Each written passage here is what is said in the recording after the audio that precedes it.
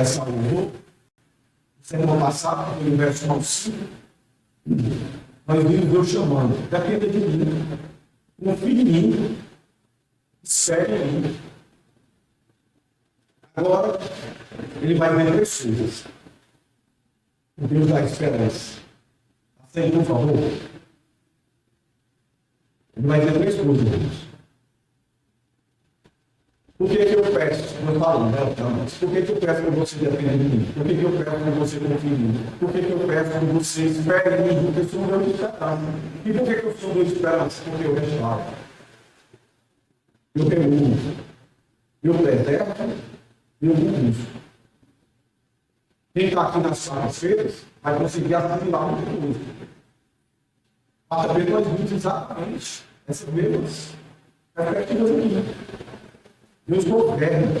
Como é que ele governa? Essa nossa povo.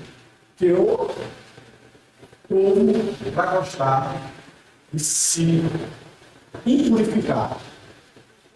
E aí Deus precisa restaurar.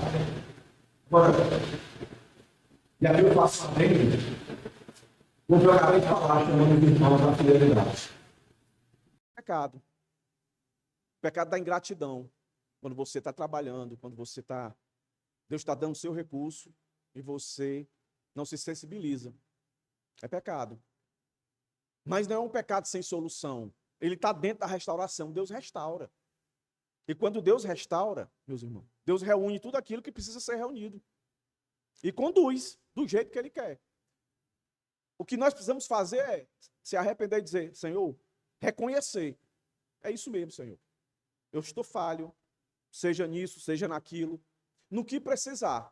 A restauração de Deus é infinitamente maior do que qualquer pecado nosso. E aqui, entenda. Nós aqui, se for comparar com esse pessoal aqui, nós não pecamos. Literalmente como esse pessoal pecou. A gente vem construindo a história desse pessoal aqui. Lembre-se, eles estavam 70 anos no cativeiro. Certamente precisavam de restauração. Por que eles foram para lá? Por causa de pecado. De todos os tipos, até desse, de ingratidão. Mas Deus vem, em meio a essa insegurança deles, perdas. Não é? É um povo pobre. É um povo que está pobre, mas de um Deus rico. E Deus vem até eles e diz exatamente isso aqui, meus irmãos, do verso 6, capítulo 10, de Zacarias até o verso 12. Presta atenção nos verbos. Presta atenção nos verbos, a quem faz referência esses verbos. Presta atenção, irmãos. Verso 6. Fortalecerei a casa de Judá e salvarei a casa de José.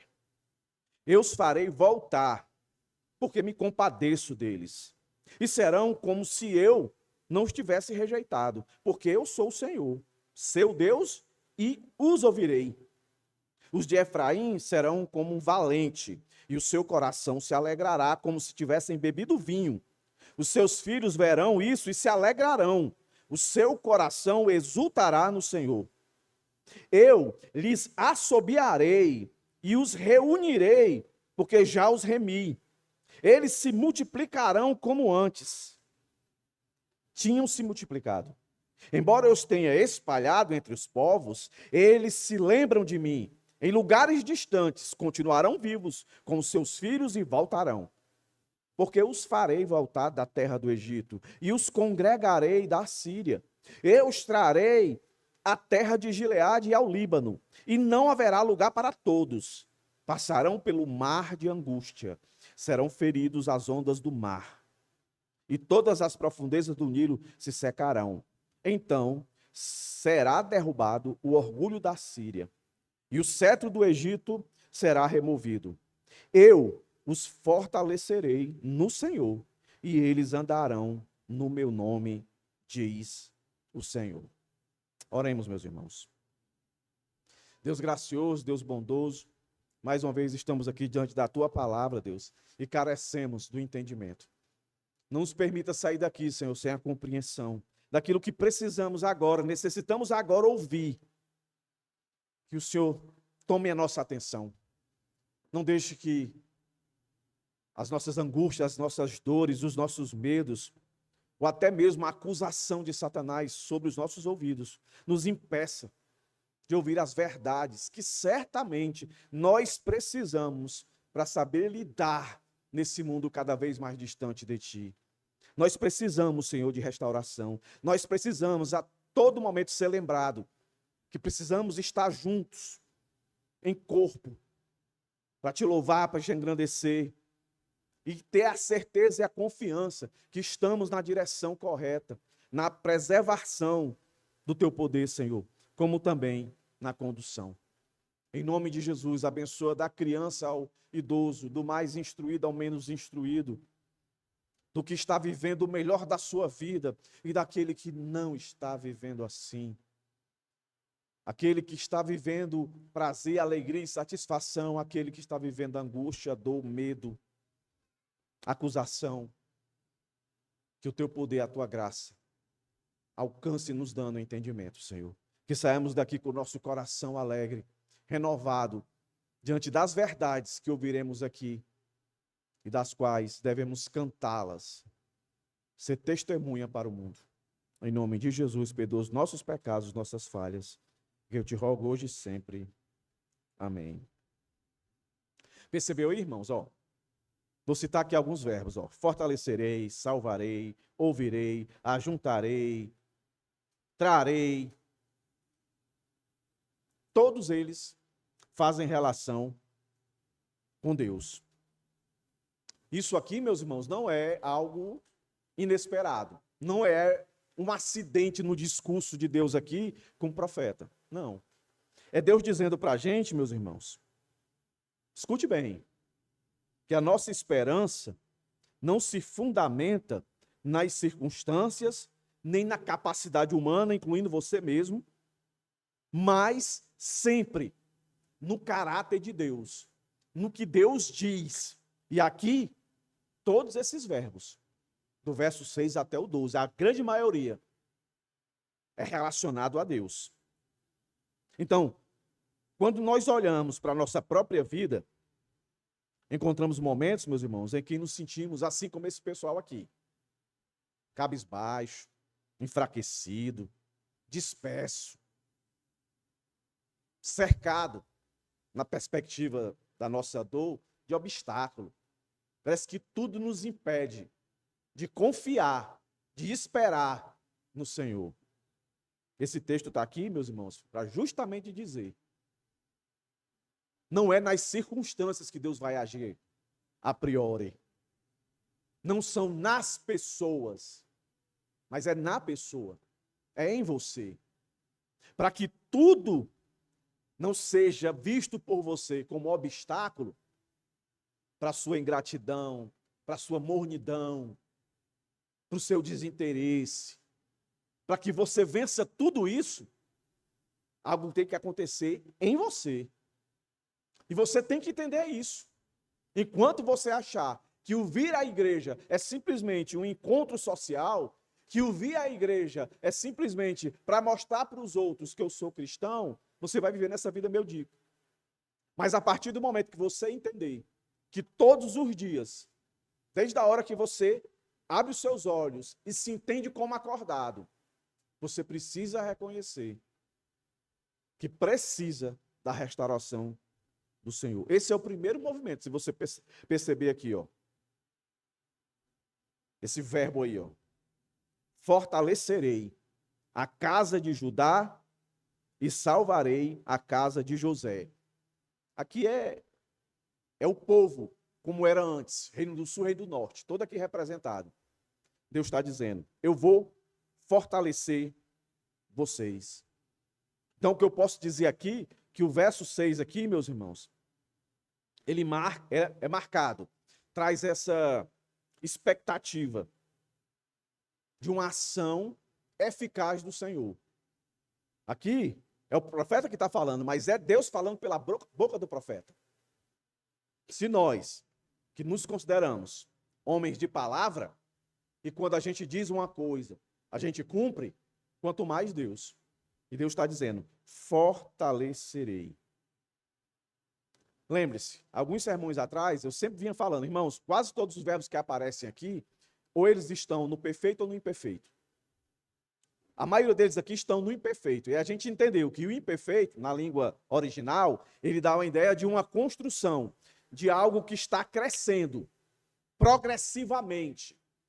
Então, quando a gente olha para esse texto, Deus diz assim, ó, eu fortalecerei. Não é que ele vai fazer isso e pronto, não. Ele fez, ele faz, ele está fazendo. O texto está querendo dizer para nós aqui, meus irmãos, que Deus sempre está fortalecendo o seu povo. Aí a pergunta que deve vir, às vezes, é essa: mas por que eu não sou forte? Por que eu não estou crescendo? A resposta é simples: incredulidade, que gera pecado. É você não, de fato, crer nessa verdade, que você ouve muito mais o que o diabo te acusa do que o que a Bíblia já diz, reiteradamente. E esse verbo aqui, ele ainda está numa categoria, ainda, meus irmãos, eu tentei escrever aqui para ser bem objetivo, o quanto essa palavra ela é forte. A gente já entendeu que essa palavra ela dá a ideia de progressão, de que Deus colocou a mão, fortaleceu, fortalece e sempre vai fortalecer. E aí, a categoria desse verbo no hebraico é chamado de piel, que dá a ideia, meus irmãos, de, vou tentar ilustrar isso aqui, não é a gente se agarrando no Deus que é nossa fortaleza. Não. A ideia desse verbo aí é Deus nos agarrando com sua fortaleza. É a ideia de um pai que segura na mão do filho, não o filho na mão do pai. Que são duas coisas completamente diferentes. O filho que segura na mão do pai, a força é a dele. Então ele pode a qualquer momento soltar. Porque o pai é mais forte, mas quem está segurando na mão do pai é o filho. Esse verbo, essa palavra, traz a ideia de que Deus é que está com a mão. Entendeu? É Deus que agarra, sustenta, põe de pé e continua segurando até que as forças voltem. Então há uma diferença aqui entre ser auxiliado e ser fortalecido. Essa é a diferença. Segura e não solta. Não solta, vai, vai. Então a ideia é essa. Na nossa caminhada, até chegar o grande dia, ou por morte nossa, ou pela volta de Cristo, o Senhor nunca soltou a minha mão à sua mão. Desde na hora que a gente disse assim, eu entrego minha vida a ti. Eu te reconheço como meu Senhor e Salvador. O Senhor disse, você é meu. Ele segurou. É por isso que eu digo, irmãos, que não tem como você perder a salvação. Quem está segurando a salvação não é você. Nunca foi. É isso que você tem que lembrar quando a ingratidão bate, quando o pecado rodeia. Você lembrar, eu sou salvo, Deus me salvou, Ele está me segurando, Deus está aqui comigo. Às vezes você diz assim, onde é que está Deus? Deus se afastou de mim. Ele sempre está. É a sua percepção. E por que eu fico com essa percepção? Ora, porque você não busca comunhão com Ele. Não é assim que acontece, não? A gente estuda vários anos, né? Primário, depois um nível maior. A gente faz várias amizades. Mas depois termina, você terminou a faculdade, cada um vai para um canto, depois você não vê mais. Aí de repente você vê essa pessoa 10 anos, 20 anos depois, aí você olha e diz, fulano, mas você não tem intimidade para chegar perto mais. Passou. Tem crente que vive assim com Deus. Deus está ali toda hora, fortalecendo ele. E ele não se favorece disso. E Deus sempre fez isso, reiteradamente. Olha o que é que Isaías 41:10 diz. Ó. Só escute. Palavra de Deus para Josué, ou para Isaías. Não temas, porque eu sou contigo. Não te assombres, porque eu sou teu Deus. Eu te fortaleço, é a mesma palavra. Eu te seguro. Eu te sustento, não é só eu te auxilio, não. Eu te sustento com a minha destra fiel. Aí o texto continua e vai dizer, salvarei. Olha aí, irmãos. Enfatiza que Deus é o agente exclusivo da salvação. Deus está dizendo, eu vou sustentar você e eu provo que eu sustento porque eu salvo você. Eu salvei, eu salvo, eu sempre salvarei. Pastor, por que eu não me sinto salvo? Simples. Porque você esqueceu quem é esse Deus de restauração. Meus irmãos, eu vou repetir isso aqui que eu já disse outras vezes. Mas isso aqui não é para incentivar você a pecar. Não é. É o contrário. É para você entender que Deus é maior do que qualquer pecado. Não importa o pecado que você esteja cometendo, não importa. Nesse sentido. Não importa por quê? Comparando, porque Deus tem graça maior, tem poder maior, tem salvação maior para dar, continuar dando e sustentando você. O que você precisa fazer é reconhecer e se arrepender. Somente isso. E se arrepender é deixar. Mas eu não consigo, não. Sozinho você não consegue mesmo, não. É daí que vem a igreja. Daí precisa da comunhão dos irmãos, do discipulado. Porque se dentro da igreja, meus irmãos, a gente sofre, quanto mais sem ela. Se dentro da igreja nós temos pessoas que não nos fortalecem, nos enfraquecem, temos pessoas que, em vez de nos ajudar a nos manter a salvo, querem que a gente se perca, quanto mais no mundo. Quanto mais no mundo. Aí Deus, como Deus é misericordioso, ele diz: eu vou fortalecer, fortaleço você, eu salvo você. E olha aí, irmãos, a obra é toda dele, ó. O que é que ele vai dizer agora? Eu farei vocês voltarem. Aqui é interessante, ó. Essa expressão aí, ó. Irei voltar. Ela é um dos mais carregados dos vocabulários proféticos, meus irmãos, registrado no Antigo Testamento, na boca de todos os profetas. Ele aparece repetidamente em Jeremias, Ezequiel e nos profetas menores, inclusive ele aqui agora, para descrever, meus irmãos, não apenas, presta atenção, o movimento geográfico, tirar de um lugar para o outro, mas uma realidade dupla, inseparável. O retorno físico do povo de Deus à terra e o retorno espiritual ao Senhor. Quando eles escutam isso, Deus quer que eles entendam isso. Olha, eu não sou Deus só para restaurar lugar físico. O que é que eles estavam precisando? Ter a terra deles de novo. Ser reconhecido por todos que estavam à volta deles como povo de Israel, o povo de Deus. E até hoje não tem luta, né? A maioria quer acabar lá com Israel, quer tirar deles. Mas olha aí a promessa. Eu vou salvar, eu vou fortalecer, eu vou dar tudo aquilo que eu já dei para vocês. Ninguém vai tomar. Agora existe um custo, existe uma caminhada, e essa caminhada, na perspectiva nossa, é de obediência, de confiança, de dependência, de esperança nele. Então, quando Deus está falando isso aqui para o profeta, está querendo ser claro. Olhe, não se preocupe só de mudança de local, isso aí é muito fácil para eu resolver. Mas antes de qualquer coisa, eu quero transformar esse terreno pedregoso aí dentro de você. Eu quero que você, de fato, dependa de mim, independente das circunstâncias. Eu quero que você confie em mim, independente das circunstâncias. Eu quero que você espere em mim, independente das tragédias. Isso é duro, irmãos. Porque isso é a realidade que nós temos. Olha para o nosso mundo hoje, pelos olhos carnais, meus irmãos. Que esperança nós podemos ter?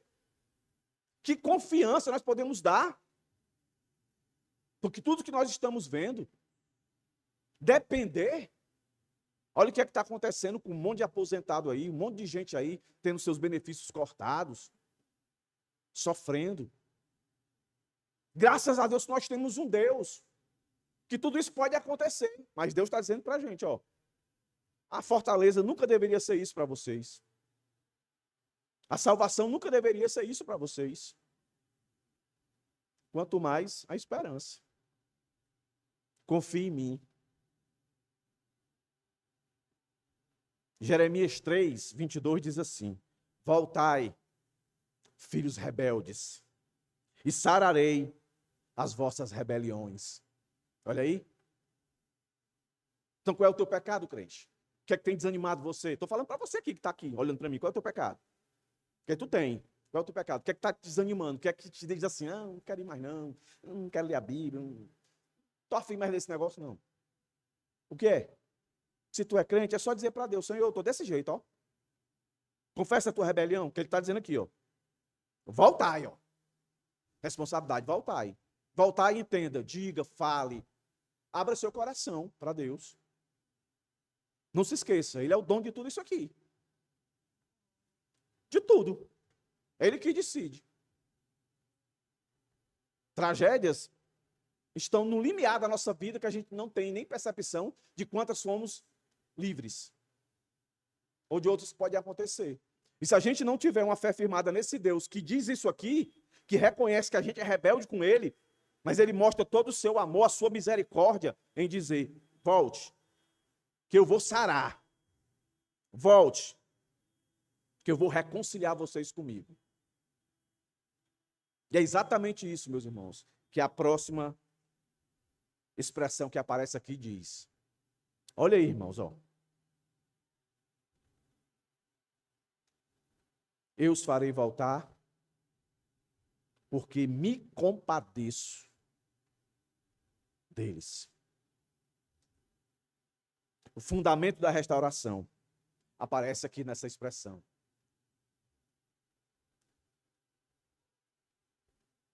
Eu vou me compadecer deles. Me compadeço. Esse verbo aqui, ó, ele está no perfeito. Sabe o que significa? Que antes de Deus falar para a gente que ele vai fortalecer a gente, antes de qualquer coisa, ele já tinha um coração propício, pronto para nos perdoar. Isso quer dizer o quê? Que não tem nada que a gente faça para merecer o perdão dele. Porque o perdão dele existe e sempre existiu antes da gente existir. E se foi antes da gente existir, foi antes de qualquer pecado nosso. Vocês estão entendendo o que eu estou dizendo? Antes de qualquer pecado nosso. Antes de você pecar, já existia amor de Deus. Compadecimento. Isso é impressionante. Porque de todos os verbos, ó, salvarei, farei voltar, ouvirei, mais adiante nós vamos ver, ajuntarei, congregarei. Tudo isso aí está respaldado nessa expressão. Porque me compadeço deles. Então, meus irmãos, a compaixão de Deus aparece como uma realidade já estabelecida, já existente, um fato consumado. As ações que se seguem, a que nós vimos e as que irão vir, todas elas fluem dessa realidade, como consequência inevitável. Porque a pergunta é essa, mas por que Deus sempre está dizendo que vai fortalecer, que vai salvar, que vai sarar, que vai trazer? Por que sempre ele faz isso? Se está claro aqui que o povo é só desobedecendo, é só desonrando ele, é só ofendendo ele, porque faz parte do caráter dele perdoar o povo dele, é a aliança que ele fez. Entendeu, irmãos?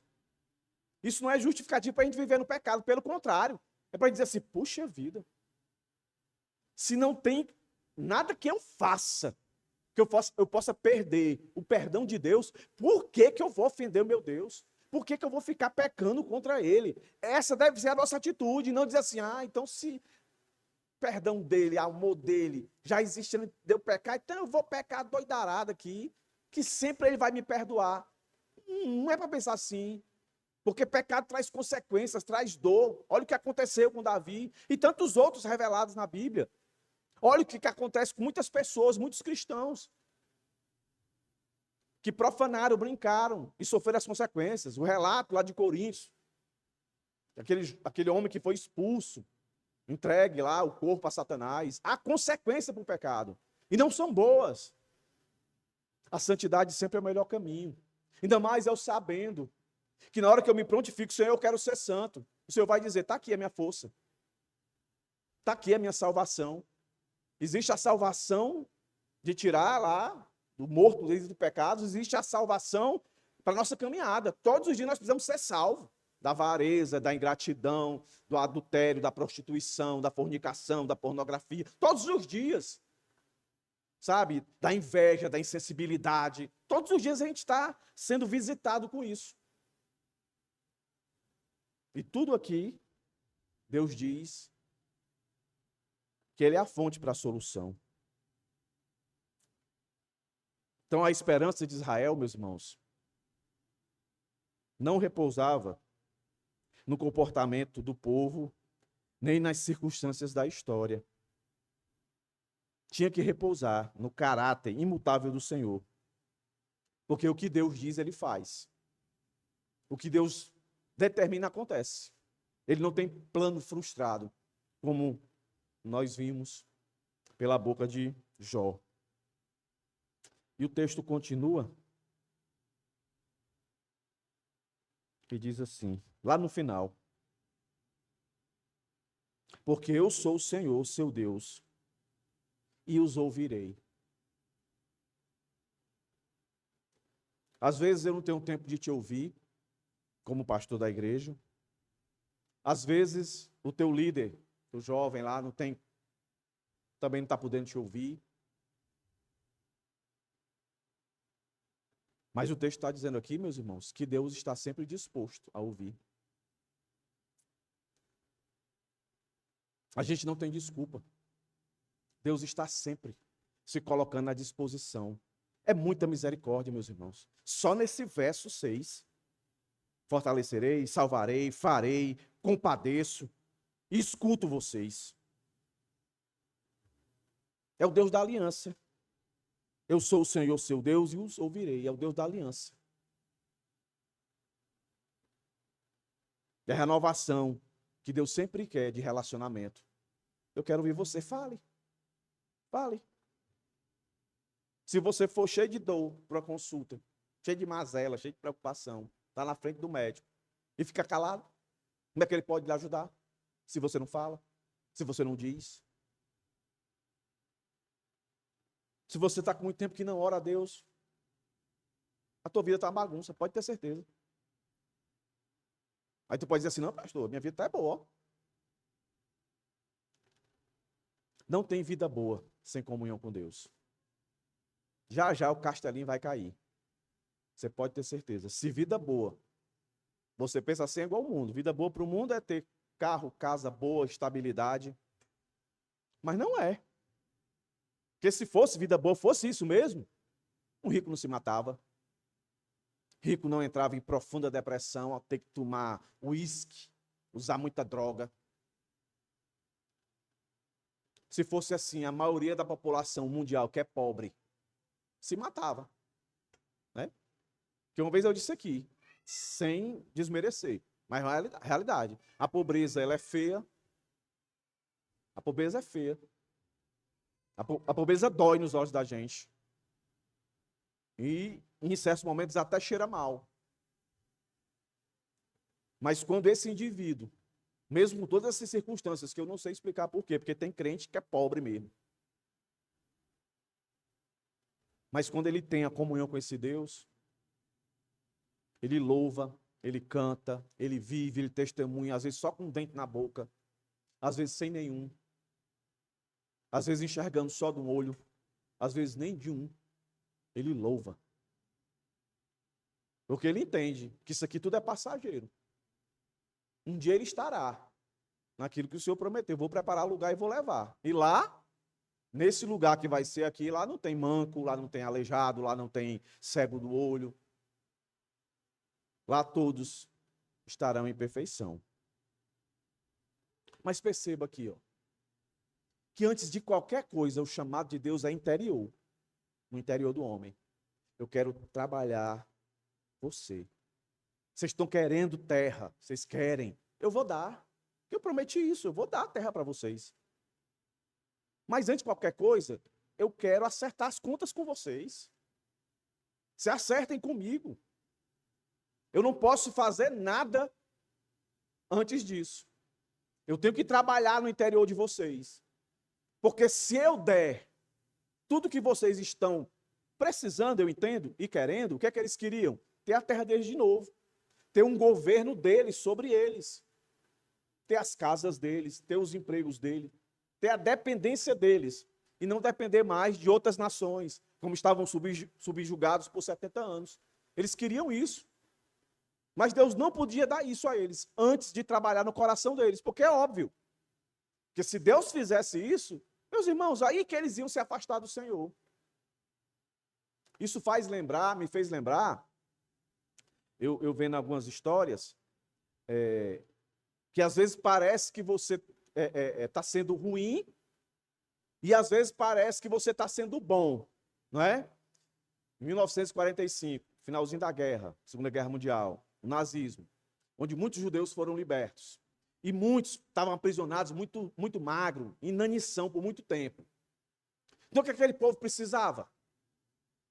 Precisava de comida, precisava de algo ali para, não é? Então, muitos médicos na época chegaram e deram comida para o pessoal. Foi o que aconteceu. Eles não estavam preparados para receber aquilo que era externo. Eles precisavam antes ter um trabalho interno. Então, passaram muito tempo sem comer, entendeu? Então, não sei se era a ignorância na época. Mas hoje se sabe, quando você passa muito tempo, você faz um jejum, você não pode comer logo de uma vez, não, porque dá problema. Dá problema. Foi o que aconteceu. Muitos morreram. Morreram com aquilo que estavam querendo. Olha que interessante. Morreram com aquilo que precisavam. Mas o problema foi, inverteu a ordem. Aquilo que eles precisavam não necessariamente tinha que ser naquela hora. É o que Deus estava dizendo para esse povo. Eu sei que vocês precisam, mas essa não é a hora. E qual é a hora? É depois que eu trabalhar em vocês e que vocês voltem para mim. Que vocês entendam quem eu sou. Aí sim, vocês vão colher o fruto dessa restauração. As coisas vão acontecer. E olha o que o verso 7 vai dizer, meus irmãos. 4 coisas aqui, ó. 4 movimentos aqui progressivos dessa restauração que Deus vai fazer com eles primeiro. Olha aí o que o verso 7 vai dizer, ó. Os de Efraim são como valente, e seu coração se alegrará, como se tivesse bebido vinho. Os seus filhos verão isso e se alegrarão. O seu coração exultará no Senhor. Olha aí. A comunhão com Deus. Primeiro, vai dar força a eles, ó. Efraim será como um valente. Como era antes? O povo antes era enfraquecido pelo exílio. Recebia nova coragem agora. O fortalecimento prometido no versículo 6 agora aparece em seus efeitos concretos. Entendeu? Chama eles de valentes. Descreve um guerreiro forte, vitorioso. O mesmo termo, meus irmãos, é usado para descrever homens de guerra. Como Davi, por exemplo. Então, Deus não restaura para que seu povo sobreviva. Ele restaura para que seu povo floresça. Aí, a segunda perspectiva aqui, ele não só dá força, ele dá alegria. Ele diz, ó, alegrar-se-ão ou alegrar-se-á o seu coração como do vinho. Deus está querendo trazer algo comparável para eles entenderem que alegria vai ser essa. Então, no Antigo Testamento, é muito falado que o vinho trazia uma alegria. Não vai trazer logo para os nossos dias, né? Que a embriaguez traz uma alegria meio vulgar. Não que lá não acontecesse isso. Mas a Bíblia sempre retrata a alegria que o vinho proporciona. Aí o texto aqui traz essa dimensão de alegria produzida pelo vinho, mas de uma comparação com a intensidade da celebração de quem acaba de conquistar uma grande vitória. Através de quem? Daquele que disse, eu vou fortalecer vocês, eu vou trazer vocês de volta, eu vou salvar vocês. Mas primeiro, recuperem as forças. Que forças? De consciência, de quem são e de quem é o Deus dele. Aí depois se alegre com isso. Em terceiro lugar, saiba que essa minha alegria que eu produzo em vocês, é uma alegria que vai de geração em geração. Olha o que ele diz aí, ó. Seus filhos o verão e se alegrarão. A fidelidade de Deus não se esgota na geração que recebe a promessa. Nós nos alegramos com isso aqui, meus irmãos. Mas o quarto movimento é o que arrebata. Olha o que ele diz. O seu coração exultará no Senhor. Até então estava exultando aonde? Nas coisas terrenas, as conquistas, a terra de volta, é tudo. E Deus, não tem lugar melhor de celebrar, de ser forte, de se alegrar, do que em mim, nas minhas promessas. Do que se alegrar na minha pessoa. O seu coração exultará no Senhor. Então, qual é o objetivo da restauração do Senhor? Nunca foi apenas devolver, meus irmãos, a propriedade, a liberdade ao povo. Qual era o propósito? Sempre foi restaurar a comunhão com Ele mesmo, com Deus. Se acerte comigo. E tem um salmo que retrata isso. Salmo 126. O retorno do exílio. É esse mesmo episódio aqui, ó. Que diz assim, ó. Salmo 162, 2. Então a nossa boca se encheu de riso e a nossa língua de cânticos. O Senhor fez grandes coisas por nós. Hã?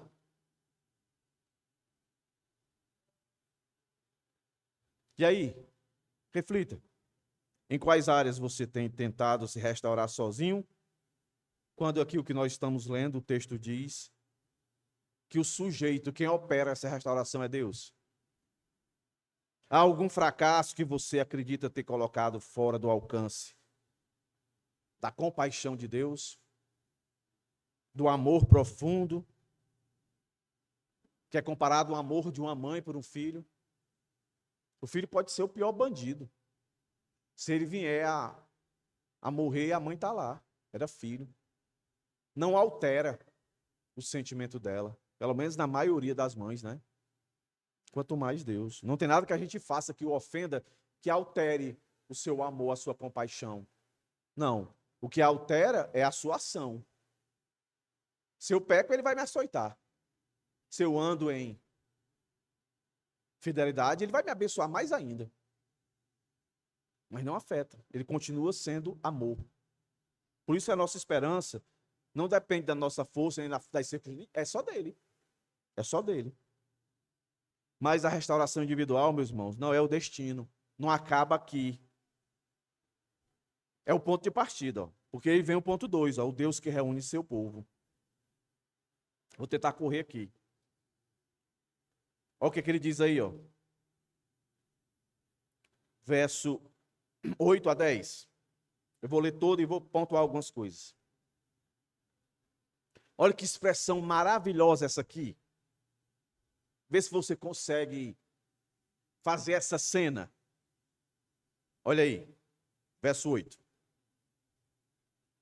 Eu lhes assobiarei e os reunirei, porque já os remi.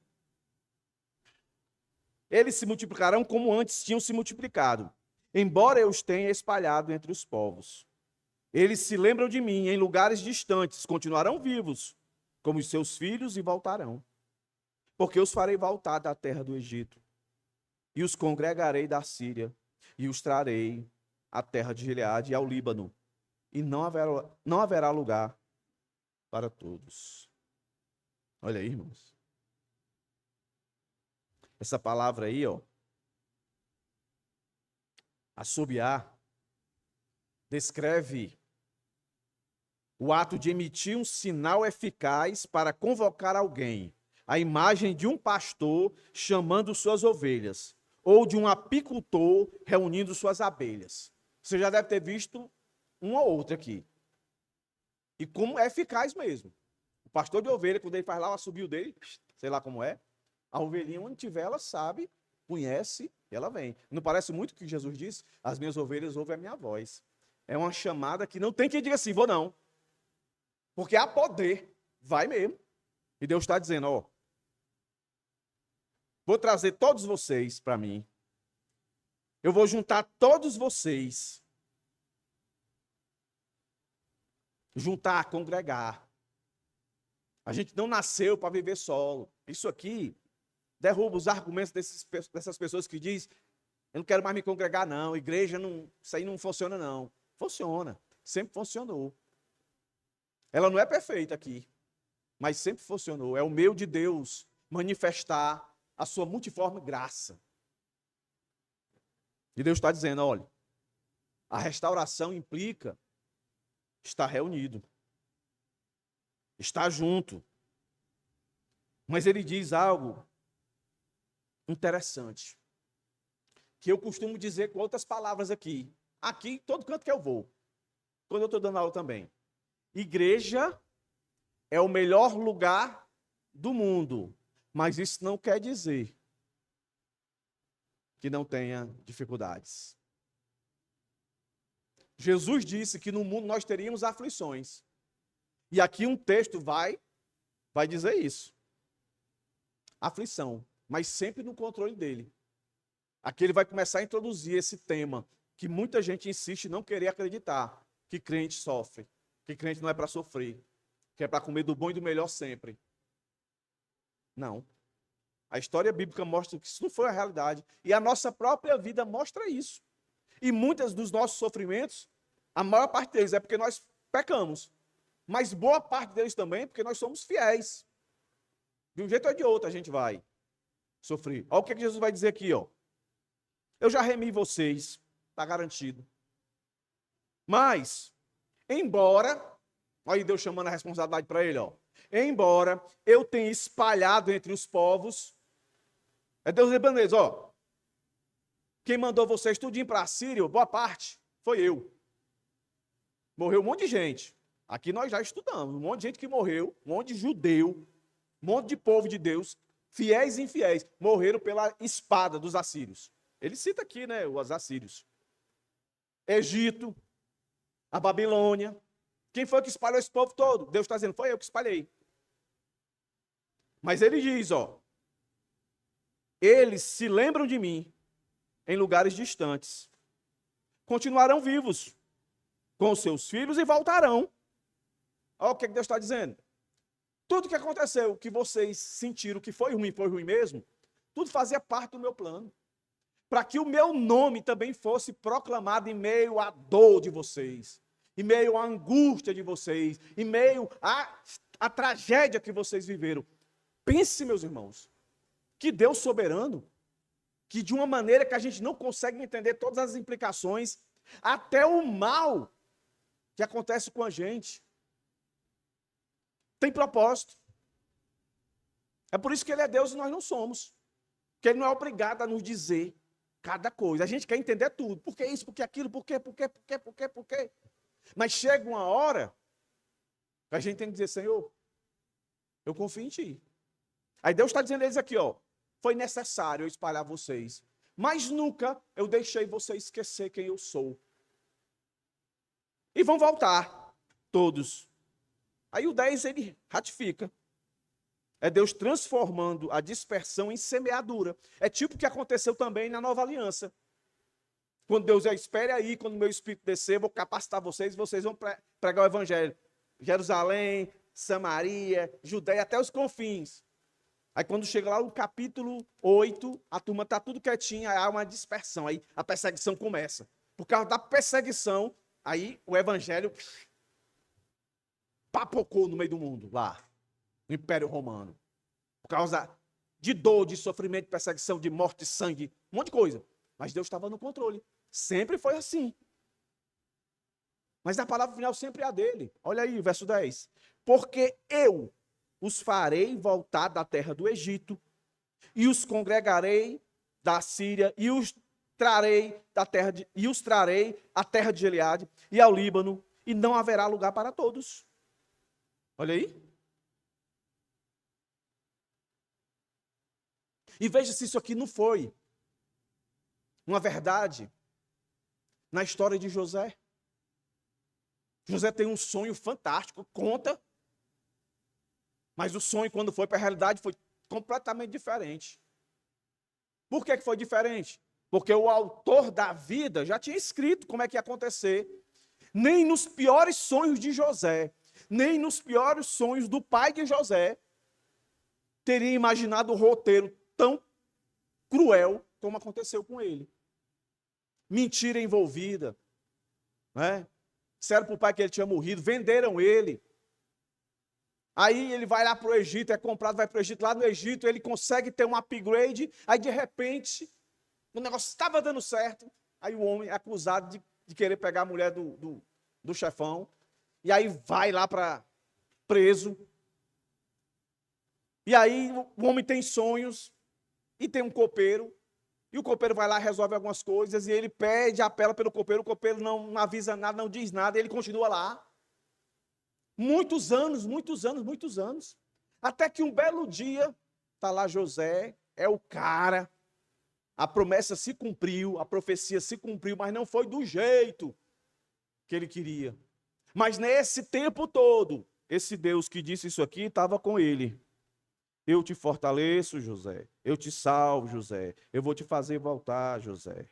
Eu me compadeço de ti, José. Mas José não estava sentindo isso. Mas chegou o momento, que José está lá. Aí ele vê os irmãos. Aí o texto diz lá que José, quando sabe que é os irmãos dele, o que é que acontece, irmãos? Ele começa a chorar. Ele se lembra como foi difícil. Entendeu? Então Deus não quer. Esse Deus que hoje estão pregando nas igrejas por aí, que tira todo tipo de sofrimento, não é o nosso Deus. O nosso Deus faz questão de lembrar a gente o sofrimento da gente. Para quê? Para que a gente fique se... Porque Deus é masoquista, para que a gente fique assim, meu Deus. Não. Para a gente lembrar que a gente não está mais lá. A gente saiu. Quanto sofrimento vocês passaram? Que acharam que agora não dá mais não. Agora papocou o negócio. Das coisas mais bobas, das mais complexas. E você está aqui. Quem foi que te fortaleceu? Quem foi que te sustentou? Quem foi que te tirou? Quem foi que se compadeceu de você? Foi Deus. Em meio a toda a tragédia. Foi assim com... Então tem momentos na vida da gente que a gente está vivendo a dispersão mesmo. Mas isso não está fora do controle de Deus, não. O que eu não posso é perder essa consciência. E saber se essa minha dispersão, ela é esse meu momento de dor, esse meu momento de trágico, se ele advém da minha fidelidade ou da minha infidelidade. Se for da minha fidelidade, Senhor, se eu estou dentro da tua vontade, vou aqui, estou e não abro. Se for infidelidade, Senhor, me perdoe pelo amor do teu nome. Me perdoe, Senhor. E Deus continua chamando, pela palavra, ao arrependimento. Porque Ele garante em preservar e conduzir. Até uma luta que Ele já venceu por nós, que é chegar até Ele. Deus sabia que a gente não ia conseguir chegar até Ele, por nosso mérito. Por isso Ele deu o seu Filho para morrer por nós. É o nosso último ponto, vou terminar. E aqui ele ratifica, para não ficar a dúvida. Olha como é que ele começa. Passarão pelo mar de angústia. Olha aí. Mais uma vez eu digo para vocês, a esperança bíblica, a vitória bíblica, não ignora as dificuldades. Jesus foi à cruz com muita dificuldade. Paulo chegou aos novos, chegou a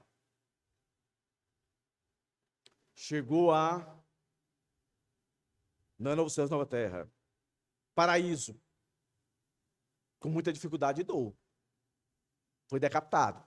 E tantos outros. Então a Bíblia, em hipótese alguma, associa a esperança bíblica em ausência de sofrimento, de dor, de angústia. Deus não promete a ausência de obstáculos, mas a sua presença e seu poder em meio a elas. E que poder, que presença é essa? É o que nós lemos no verso 6. Ele fortalece, ele salva, ele faz. Ele continua fazendo. Não foi isso que aconteceu? Quando ele foi lá e disse para o povo, para Moisés, vai lá, disse para o povo que pode vir. Vou tirar todos eles, vão para a terra que manda leite e mel. Aí nós conhecemos a história, foi fácil. Quem foi que entrou? Aqueles que de fato confiaram na força do Senhor, no poder do Senhor, no fazer do Senhor. Mas se Deus disse, quero nem saber. Ora, se eu vou ficar me lembrando que lá eu comia melhor, se eu não estou comendo tão bem aqui, qual foi o ponto que Deus disse? Que eu ia comer do melhor? O que Deus disse para mim é que Ele vai me tirar de lá e vai me levar para uma terra melhor do que aquela. Então eu não cheguei lá ainda, então eu vou continuar. Quem não pensou assim ficou pelo meio do caminho. Entendeu? Porque a vida, meus irmãos, para se acabar é bem rapidinho. É fração de segundo. Tragédias podem acontecer. O irmão não falou aqui, mas eu vou falar. O irmão que nós oramos, um parente distante meu, primo de um primo meu, ontem, ao dar ré no carro, não viu a sua filha, de 2 anos atrás. Uma tragédia, mano. Matou a criança. Ficou louco, quis se matar e está internado. Deram lá remédio para ele. Eu não posso acreditar, meus irmãos, por mais que isso seja trágico, que não haja um consolo para aquele homem, que não haja uma fortaleza para aquele homem, que Deus não possa ali de algum jeito que eu não sei. Porque na hora a gente pensa logo nos filhos da gente, né, irmão? Mas está aqui, ó. A angústia, ela vai acontecer. De um jeito ou de outro. De uma forma ou de outra. Isso não é pessimismo, isso é realidade. Mas o ponto aqui que você tem que se agarrar é: se ela chegar para você, lembre disso aqui. Deus continua dizendo: eu fortaleço você. Deus continua dizendo: eu salvo você. Eu faço. Eu assobio para você. Eu atraio você. Eu reúno você porque eu remi você. E o verso 11 diz que passarão. Não é ficarão. Passarão. Aí como é que o verso 12 termina? Vai terminar exatamente como conversou. Por isso, Salmo 27 diz assim: uns confiam em carros, outros em cavalos, nós, porém, nos gloriamos no nome do Senhor nosso Deus. Isso aqui é o povo de Deus que era derrotado por muitos impérios. Esperaram no Senhor. Os que esperam no Senhor são como os montes de Sião, que não se abalam, mas permanecem para sempre.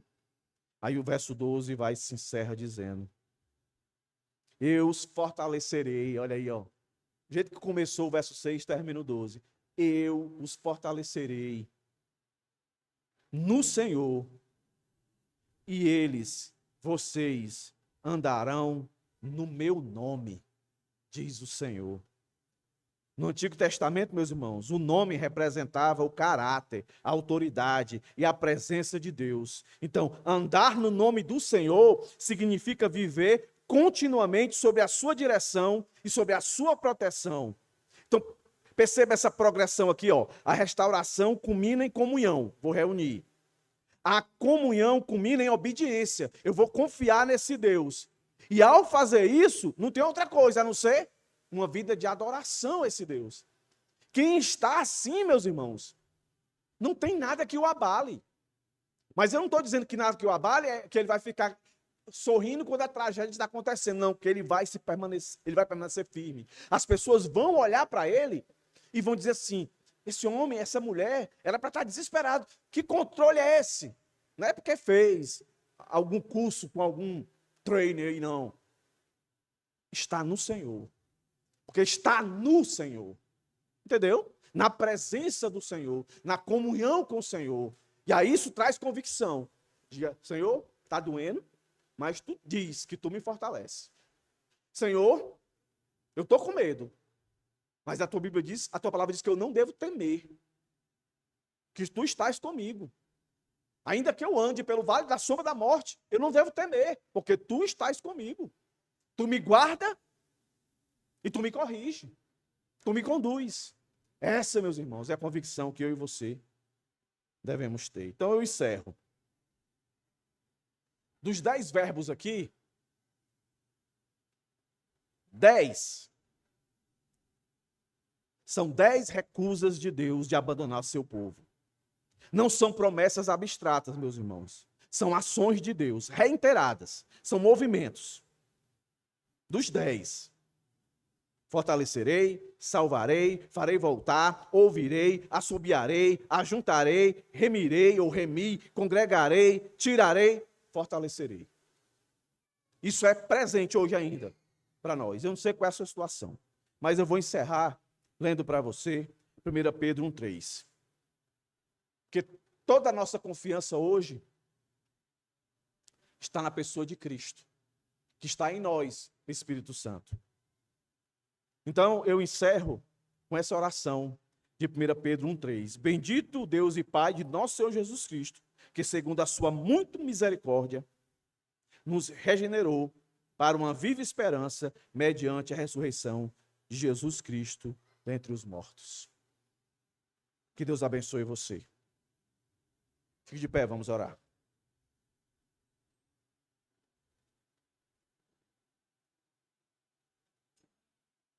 Senhor, muito obrigado por essa.